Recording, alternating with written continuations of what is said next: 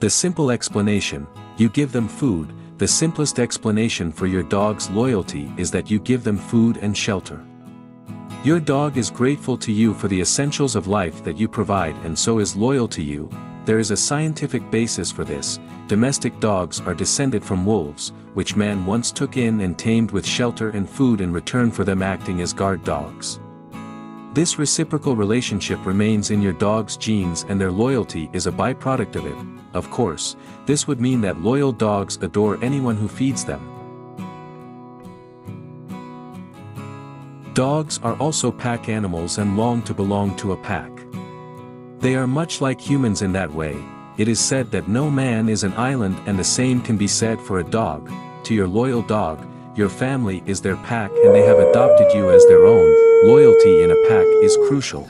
In order for a pack to survive in the wild, their members must work together to overcome dangers. Trusting, cooperating and putting the pack's interests first are all a natural part of surviving. It would explain why dogs often put their own lives in danger to protect their owners. Their pack instincts require it of them, but that cannot explain everything. After all, your dog still loves you when you return from a long vacation and you have not been feeding them during that time.